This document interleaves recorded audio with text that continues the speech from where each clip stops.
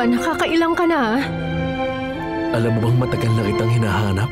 Nandito ka lang pala.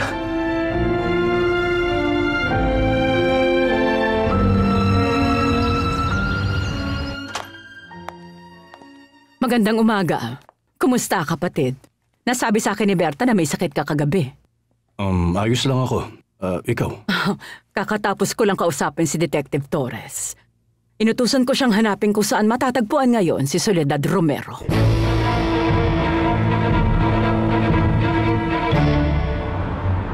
Mabuti naman at naging masaya ka sa New York, anak. Naging masaya ako. Pero hindi ako naging masaya sa pag-uwi ko, Papa. Gusto kitang makausap tungkol kay Tita Marta. O dapat ko ba siya tawaging Tita Soledad? Pasensya na pero hindi ko kayo kilala. Akala ko makikita kita sa department store. Tagapag-alaga ng bata o isang nurse. Pero tindera ka ng bulaklak. Nakakatuwa. Mas lalo ko humanga. Sandali lang. Nagkakamali kayo. Hindi ako nagkakamali. Hindi talaga. Nalilito ka lang, tama ba? Hindi. Hindi ako nalilito. Ikaw nga yun. Nakita mo na ako dati? Nang maraming beses. Pero saan mo naman ako nakita? Sa panaginip. Sa puso ko.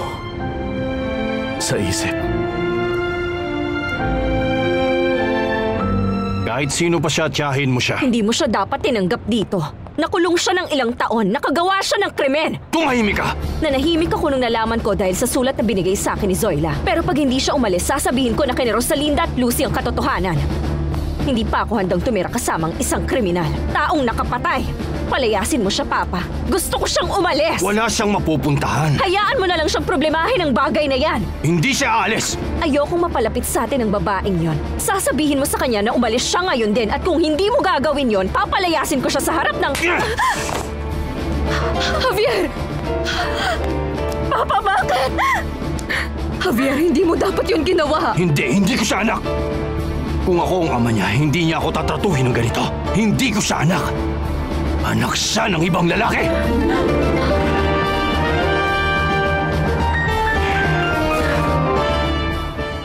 Maganda ang hubog ng mga kilay mo. Kaakit-akit ang mga mata. Mapang-akit ang labi mo. At itong buhok mo, gawin nating mas moderno. Huwag mo akong hawakan. Tama lang ang tangkad. Sakto. Nasa iyo ang kailangan ko. Pwede ba lumakad ka papunta doon?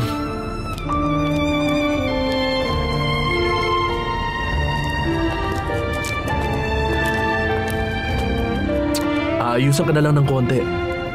O paano? Akin ka na, miss. Ibang klase ka. Nasisiraan ka na. Pero... Sandali, ano ba? Wag. Hindi ako nasisiraan. Naghahanap kasi ako ng mga talent. Mga artista, modelo, mga awit. Ikaw ang hinahanap ko. Maganda, kaakit-akit. At sinisiguro ko sa iyong pasisikating kita. Paano mo nasabing hindi mo anak si Fedra? Dahil may inamin noon si Dolores sa akin. Ano naman ang sinabi niya? Na isa sa mga anak namin hindi ko tunay na anak. At sigurado akong siya ang hindi ko anak dahil matigas ang kanyang puso.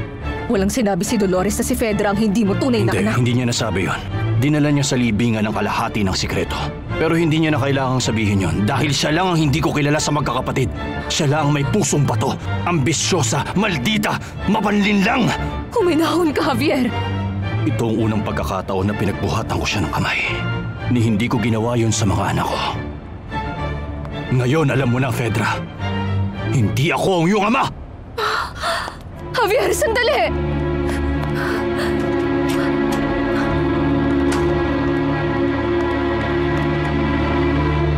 Umalis ka na bago pa ako mainis sa'yo. Wala ka bang interes na sumikat? Wala nga. May boyfriend ako at sa susunod na linggo ng kasal namin. Sayang kung ganon. Sasayangin mo ang pagkakataon. Huwag ka na magsayang ng oras dahil hindi mo ako makukumbinsi. Talaga? Sigurado ka? Talagang talaga. Kung ganon, Tawagan mo ako dito kung sakali man. Sakaling magbago ang isip mo o di matuloy ang kasal. Huwag mong batiin. At isa pa, huwag ka na lang umasa. Ayokong pinaghihintay ako. Babalikan kita. Magandang araw. Alis na. Ay, ibang klase siya. Alex Dorantes. Alex Dorantes.